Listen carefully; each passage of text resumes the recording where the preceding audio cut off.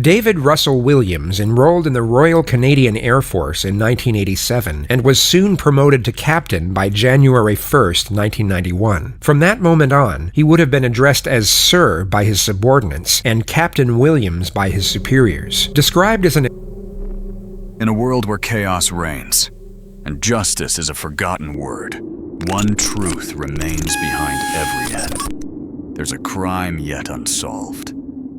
Welcome to Behind the Crime. Your journey into the dark begins now.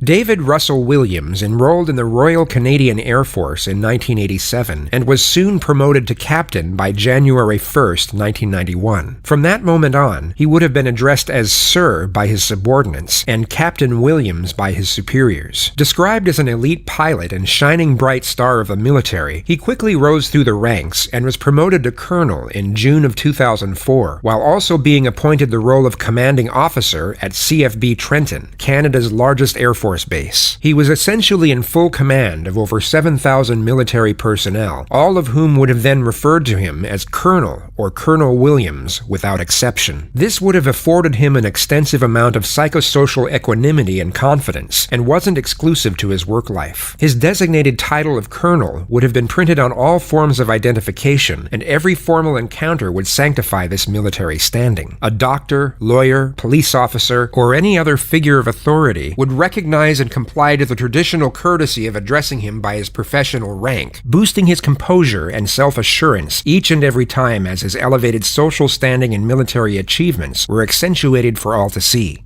There was one exception, however, and that was the day he met Detective Sergeant Jim Smith. You just have to see Russell. Before clarifying the psychological relevance as to why a senior detective would purposefully refrain from addressing a highly respected military commander by his formal title, first consolidate each of the elements and circumstances that led to the crossing of paths between these two profoundly dissimilar yet equally fascinating individuals. 10 days earlier, on January 28th of 2010, Andy Lloyd received a call from his mother around midday stating that his younger sister, 27-year-old Jessica Lloyd, had failed to show up to work and wasn't responding to phone calls or text messages. He immediately drove to her isolated home on Ontario's Highway 37 and discovered she wasn't there. There was no sign of a break-in, yet Jessica was known for leaving her doors unlocked, and all of her personal items were still inside the premises, including her phone, passport, and driver's license. Ottawa is known for its remarkably low crime rate and widely recognized as the safest city in Canada. The local authorities had resources to spare, and a missing persons investigation was launched immediately, which included an entire division from the Ottawa Police Force, over 2,000 members of the public, and even a specialist search and rescue unit from the Canadian Air Force. The word spread extremely fast across the city through the help of the media, and on the second day of Jessica's disappearance, an anonymous member of the public came forward with vital information. He stated that while driving home from work the night before, at roughly 3 a.m., he drove past Jessica's house and noticed an SUV parked in a field just a short distance away. He stated that he remembered feeling that something just seemed off, as it was parked in such an unusual area at such a late hour, and he had drove past the premises thousands of times before and not once seen the vehicle before that moment. Police immediately canvassed the area in question, where they found tire tracks in the field and boot prints leading up to Jessica's house. They had attained their first two significant pieces of evidence, which then became the foundation for the next stages of the investigation. Police immediately set up 6 roadblocks throughout the surrounding area and stopped every SUV that passed in the hope of finding a match to the tire tracks. They reportedly stopped over 200 vehicles over the next 4 days, yet had no luck, and were on the verge of reassigning their manpower from the roads to conduct foot patrols in off-road areas and pathways. However, at roughly 7:30 p.m. on February 4th, their luck did a full 180, as the sports utility vehicle of Colonel Russell Williams was stopped. He was reportedly polite and nonchalant about what he thought was a routine traffic procedure, and was sent on his way after just 90 seconds. Unbeknownst to him, he was immediately placed under police surveillance from that moment on, as his tires came up as a complete match to the tracks found in the field near Jessica Lloyd's house. 2 days later, on Sunday, February the 7th, he received a call from police headquarters in Ottawa asking him to visit the premises for the purpose of answering questions in relation to an ongoing investigative matter. The colonel didn't inquire further and agreed to drop into the police station immediately. He reportedly told his his wife that he would be back for dinner before setting off and arrived at the headquarters shortly before 3 p.m., where he was greeted by Detective Sergeant Jim Smith, a trained polygraph technician and senior investigator of the Policing Behavioral Sciences Unit. You just have a seat there, Russell. I'm just going to move your gloves here. That's a little microphone, just to make sure there's nice and clear. As you can see here, everything in this room is videotaped and audio taped. You ever been interviewed by the police in a room like this before? I have never been interviewed like this. Oh, no? Okay. I guess the closest interview by NIS for top secret clearance. Oh, yeah?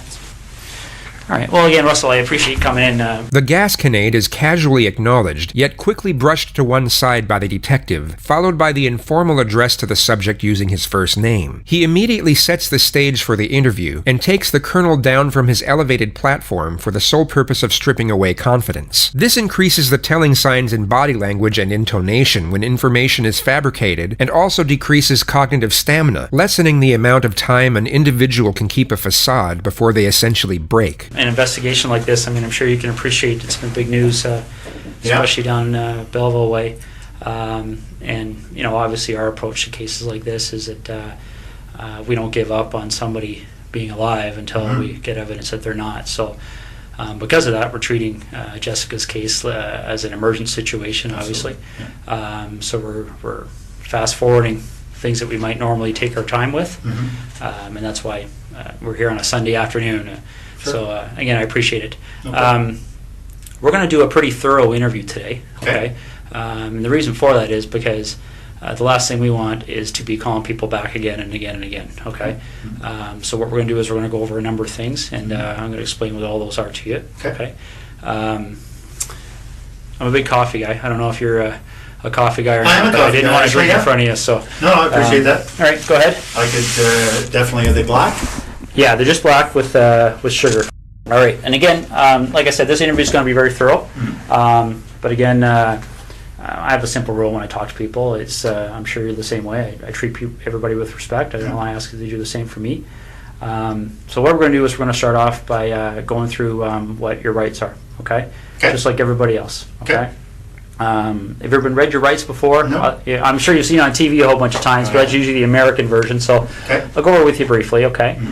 Russell, just to avoid any confusion, because people do get confused when they're talked to by the police, is that you're obviously not under arrest here today. Okay.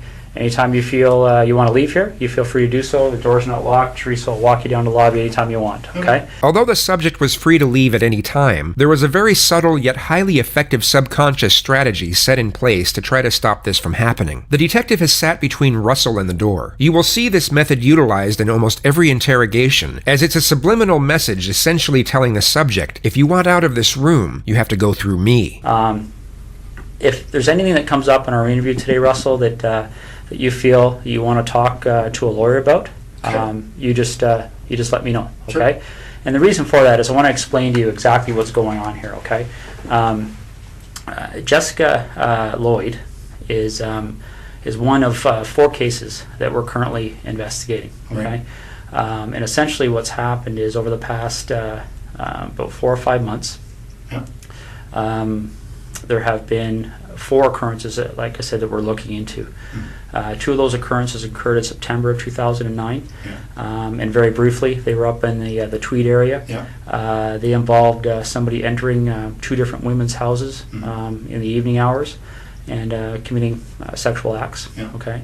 During 2009, there were 34 break-ins and attempted break-ins in the quiet town of Orleans, Ottawa, resulting in the theft of hundreds of intimate female garments, 1 incident of rape, and 1 incident of forcible confinement. All of these occurrences took place not far from the home of Russell Williams, who is now the prime suspect for each of these infractions at the time of his interrogation. In November of 2009, a young lady by the name of Marie-France Como. My people. Was found murdered in her home in Brighton. And we believe that there was a sexual component to that crime as well. Corporal Marie-France Como was a 37-year-old military traffic technician based at CFB Trenton. She was raped and suffocated to death inside her home in late November of 2009, which the colonel was also the prime suspect for at this moment. And then most recently we have Jessica Lloyd's disappearance. Okay. So essentially, when you're looking at those kind of crimes, we're looking at a number of different potential criminal charges, all right? Absolutely. We're looking at issues all the way from the most serious one, which is first-degree murder, kidnapping, sexual assault, break and enter with intent to commit sexual assault, Yeah. forcible confinement, okay?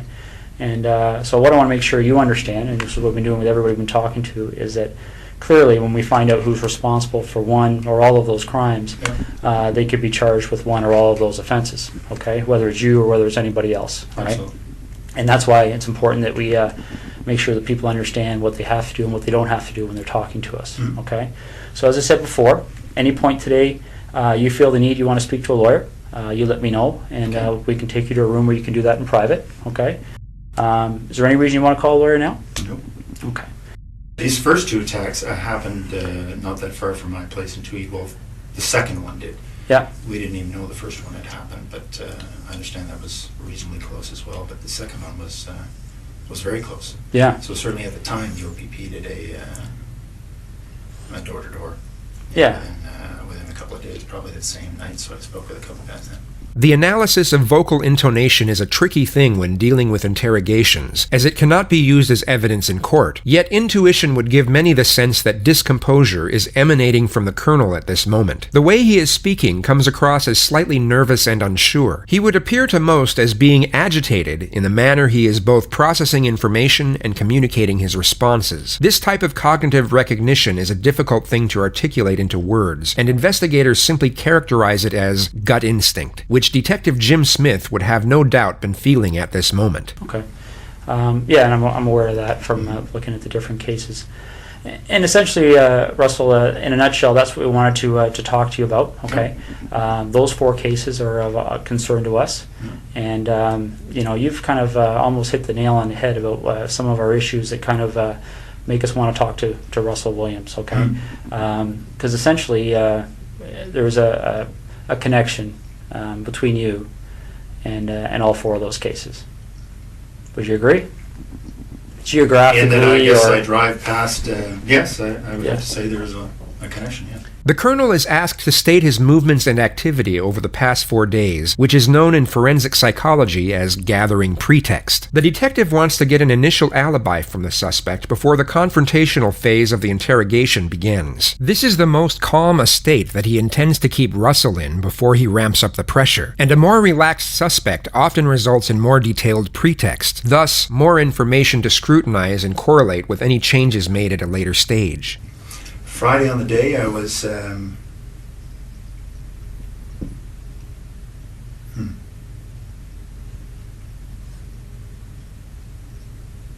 Friday on the day, I was at home most of the time. Most of the day, I had a sort of a stomach flu.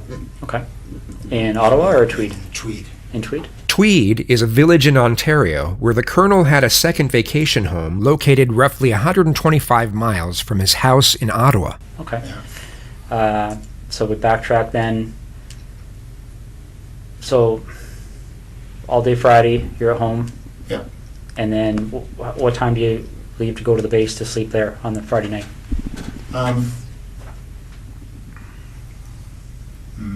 Not sure. Probably just went in for just before bed. So I probably left Tweed at between 8 and 9 or so. Okay. And you get to the base and spend the evening there and get up for the 5:30? Yeah. Okay. That's right. So we backtrack from there. When did you arrive at your home at the cottage? I don't want to get confused between your home in Ottawa and the home in Tweed. Understood. So, No, I had been in Tweed all week. yeah. The week prior now. Yeah, I think that's the case. Was in Tweed all week. Flew Saturday. Headed to Ottawa Saturday night. Okay. So if you didn't have the stomach flu on the Friday, what was your I think schedule it was that something day? like 8, really. Okay.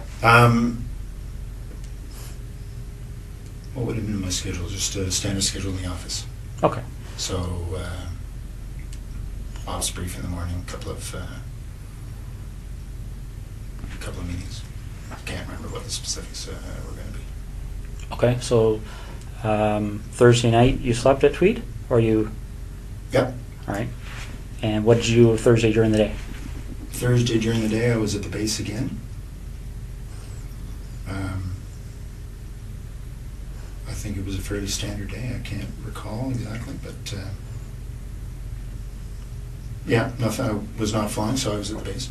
So I would have gone in early in the morning, back in the evening again. Okay. The method of gathering pretext is then focused on the murder of Marie-France Como. Okay. Now, I'm not going to walk you through November, but I'm going to take you to a date that's probably pretty fresh in your mind. The day that Marie-France Como. Yeah. Do you remember how you found out? I do. Yeah, I was sent an email. Well, as soon as the ops staff and the base learned, they told me. Okay. So I got an email. I can't remember if it was late at night, early in the morning. It was certainly. I saw it. I want to say first thing in the morning because I had just come back from Ottawa. I was in Ottawa for a set of meetings on one of the days. I can't remember what day of the week we're talking about, but yeah. No, I mean, obviously when your people gets killed, it gets your attention. So Absolutely. yeah, I very much remember that coming in. And how did you know Marie-France Como? I'd only met her once. She was on a crew I was on just after I got to the base. Okay. Do you know roughly when that happened? Though we were on the same crew? The time you met her, the one time there, yeah? It was soon after I got to the base, so I don't remember exactly, but I would say in the first couple of months, so August, September. Okay. Yeah. Now, you got that email notifying you that something had happened. Yeah. Do you have any kind of a clear recollection as to how your schedule was going that week? Well, I can't remember what day that the message came in. Just a second.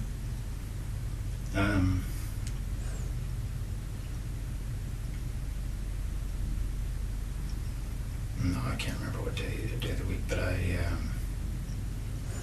just think there was a whole bunch of activity spun up as a result, obviously. No, I can't remember the day of the week.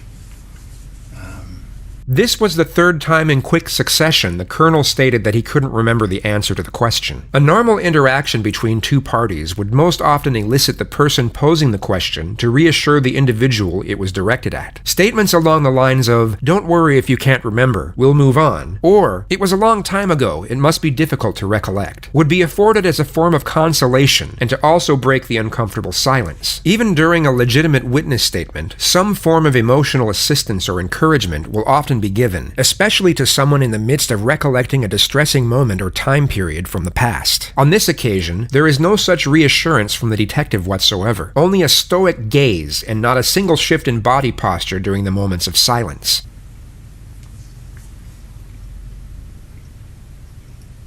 I'm just trying to think through the news reports I read. No, I'm sorry, I can't remember what day that was, but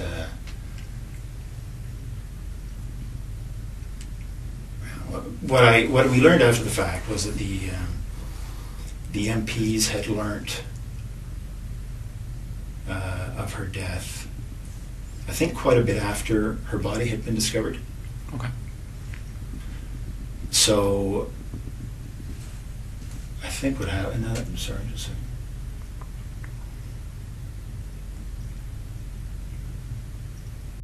So if we were to do a similar investigation in your background, is there anything you can think of that anybody may have misinterpreted, or anything in your history that somebody might say Russell Williams Absolutely did this? No. Okay.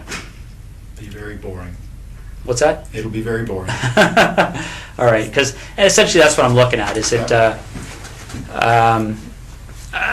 You seem like a very intelligent person, and I think you can see how a surprise like that would certainly set off Absolutely. some alarm bells in our There's investigation, right? Okay. Yeah. So the next thing we need to cover off is, I'll just ask you this straight out. Given the types of crimes we're investigating, do you get much chance to watch television shows, CSI, things like that? I do watch. I prefer Law and Order, but I do watch CSI occasionally. Yes. Okay. So you have an idea of, obviously, the forensic capabilities, things like that are out there. What would you be willing to give me today to help me move past you in this investigation? What do you need? Well, Would you be willing to supply things like fingerprints, blood samples, Sure. things like that? Yeah. Okay. The only two pieces of evidence that police had acquired at this point in time were the tire tracks and the footprints outside the missing person's residence. What many are unaware of is that the DNA found on Marie France Como was not admissible, as her body was highly decomposed at the time of discovery, thus making any genetic analysis virtually impossible, as this was before the era of the latest DNA testing method known as next-generation sequencing. Only one of the sexual assault victims had male DNA found on the back of her neck, yet this was by far the least severe attack, which falls into the bracket of forcible confinement, and had no exterior elements connected to the more serious infractions of murder and rape. The evidence of the tire tracks would be easily refuted by a defense team, as they were a relatively common brand for off-road vehicles, which would extinguish the BRD standard of proof, also known as guilt beyond all reasonable doubt. The only significant piece of evidence were the footprints. It was the singular and emblematic element linked to the culpability of Jessica Lloyd's disappearance, and notice how the colonel looks down at his own boots as he gives his response to the following request. Footwear impressions? Yeah. Okay. All right. I think that's what we're gonna ask you to do. Okay. All right. I told you when I came in here that I'm gonna treat you with respect, and I've asked you to do the same for me. We talked about the whole idea of how we've approached you here. Okay. The trying to be as discreet as possible. Okay. But the problem is, Russell, is every time I walk out of this room, there's another issue that comes up. Okay. And it's not issues that point away from you, it's issues that point at you. Okay. And I want you to see what I mean. All right. This is the footwear impression of the person who approached the rear of Jessica Lloyd's house on the evening of the 28th and 29th of January. Yeah. Okay. Essentially, when you're dealing with footwear impressions, we have a gentleman on the OPP who's basically world-renowned. His name is John Norman. And essentially, with footwear impressions, you're in a situation where you're pretty much in the area of fingerprints. Okay. All of the previous affirmations were fabricated for the sole purpose of heightening psychological pressure. Footprints are not even close to being as indistinguishable nor incriminating as fingerprints. This is a photocopy of the boot that you took off your foot just a little while ago. Okay. Now, I'm not an expert in footwear impressions, so I rely on the experts. Footwear impressions are very much like fingerprint comparisons. Okay. You take a look at this print, and again, this is one print. This person walked through, there's several different prints to compare. So we're going to get features off of one print to compare, features off another print to compare. Yeah. These are identical.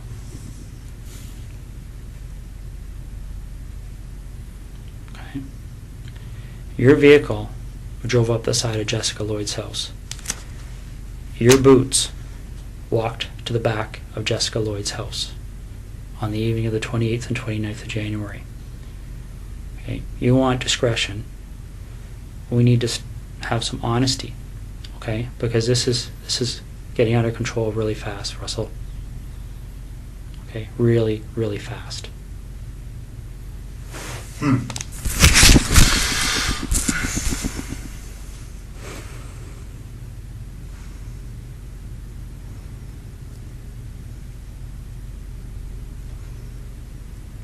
This is getting beyond my control.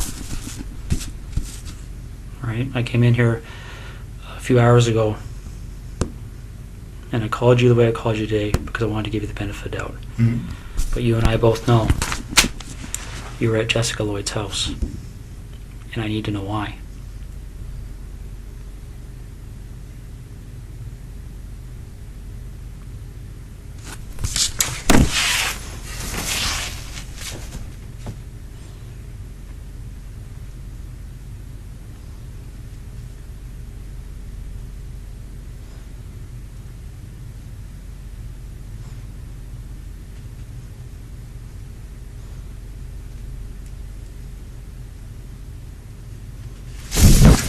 I don't know what to say.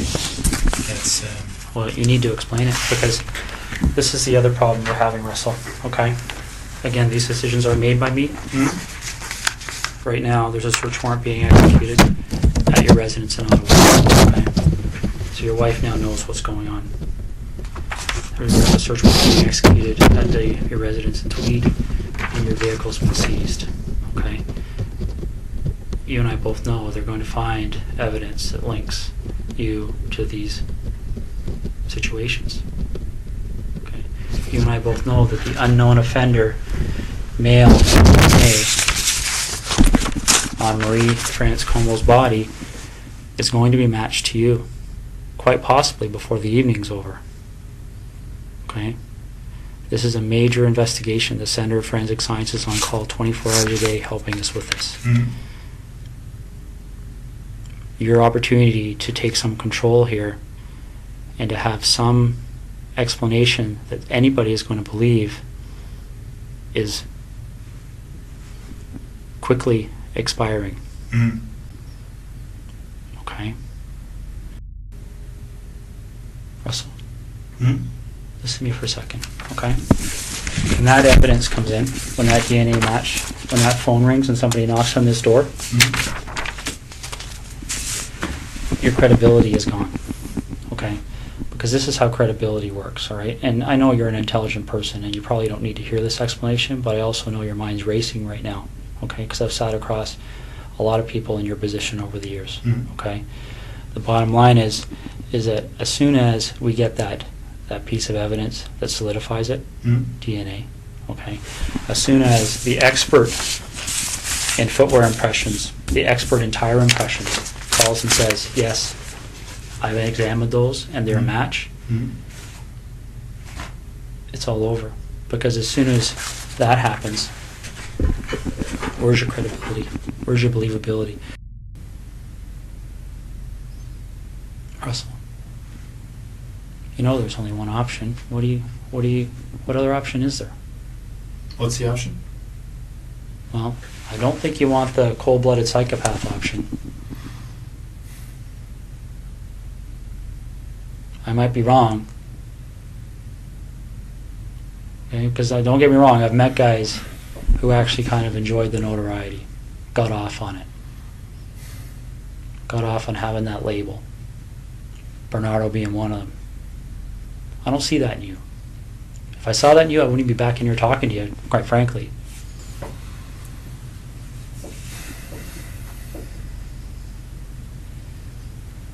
But maybe I'm wrong. Maybe you got me fooled. I don't know.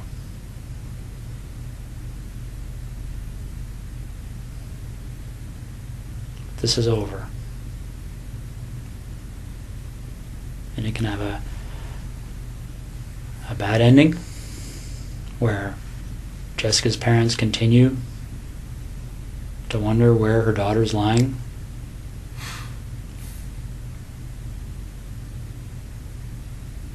And I don't know. I mean, obviously, there's a huge search still underway, and it'll continue. It'll continue until her body's found. Once that happens, then I don't know what other cards you would have to play.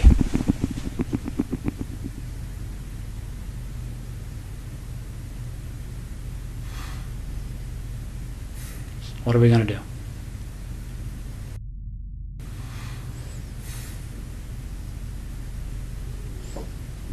Russell. What are we going to do?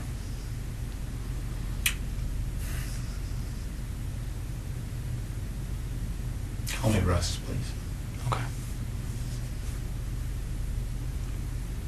What are we going to do, Russ?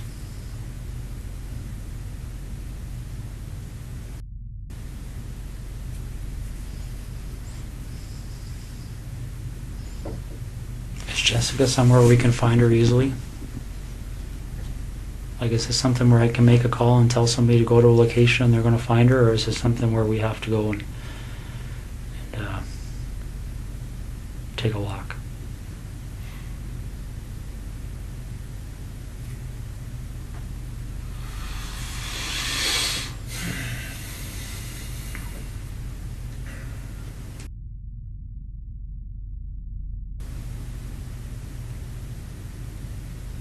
Russ, maybe this would help. Can you tell me what the issue is you're struggling with?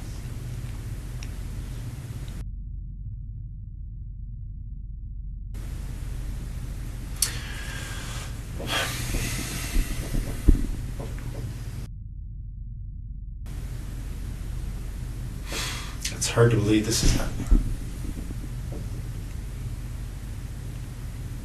Why is that? Why is it hard to believe?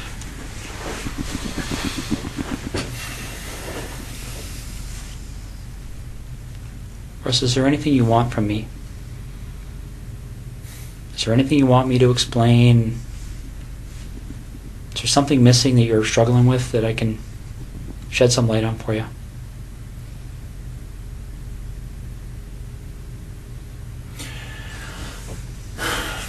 I'm struggling with how upset my wife is right now. This investigation will end up costing no less than $10 million. Easy. And they will say no to nothing. Any request this major case manager makes on this case, they've already been told it's approved. Don't even bother asking. So what am I doing, Russ? I put my best foot forward here for you, bud.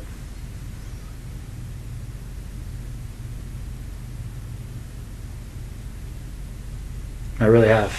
I don't know what else to do to make you understand the impact of what's happening here. Did we talk? I want to minimize the impact on my wife. So do I.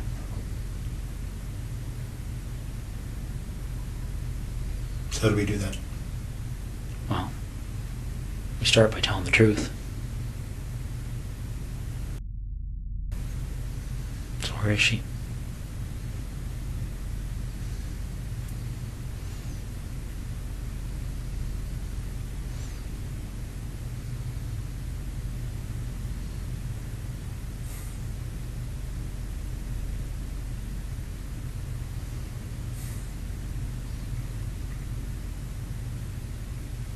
Get a map.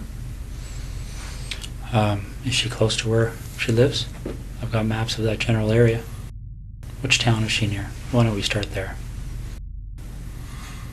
I'm not sure if you give me a map of that covers Calabar down to the highway and over to Tweed and south. I'll show you. Let me see what I got here. I might have something. Is she inside, outside? Okay. Is she close to a road? Yep. All right. Is it something where is she buried, or is she somewhere where if you walk there you would fairly easily see her? It's here. Okay. Okay. I'll be right back. Okay. Do you want any water or anything? Sure. Okay. I'll be right back. How long has she been there for?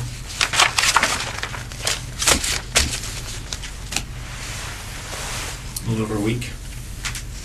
Was it fairly quick from the time she left? Friday night. Friday night? Yep. So where was she between Thursday night and Friday night? In Tweed. With you? Yep.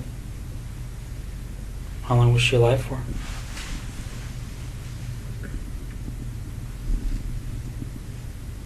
Almost 24 hours, not quite. Okay. Russ? You're doing the right thing here. Okay. Barry, the obvious question I'm going to have for you is, when they go there, and they'll be there shortly, they're going to find her. Oh, yeah. What do you want to talk about? It's pretty wide open now, eh? Yeah. What do you want to know? Well, do you want to work forwards or backwards? Doesn't matter. Why don't we start with Jessica? Okay. How does that start for you?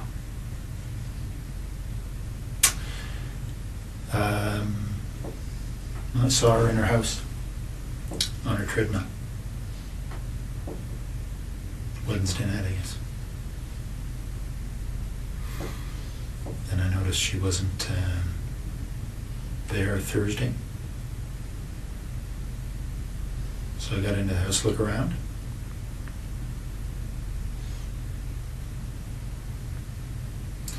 Then, and then left. Noticed she'd come home. So I went back in.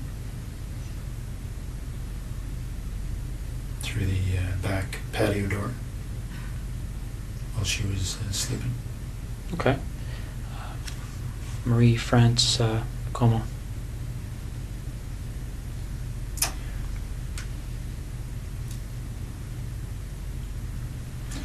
There was an open window in the basement of her house when she was away. I went in there a couple of nights before she came home. Looked around. I went back in there late at night when she was at home. She was on the phone in her bedroom. She actually discovered me in the basement.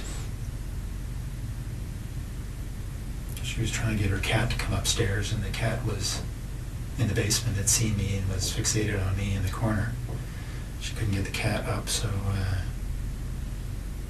she came downstairs to try and get the cat, and I'm not more sure why she came over to me. I guess the cat was staring at me, and she was wondering what the cat was staring at. The lights were on. So when she spotted me, I had the same flashlight. I subdued her. Tied her up, brought her upstairs.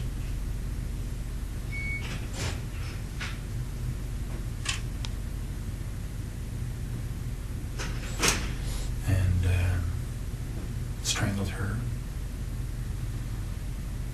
later in the morning. Why do you think these things happen?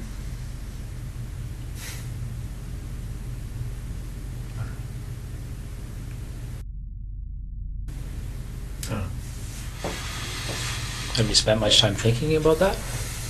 About why? Yeah. Yeah.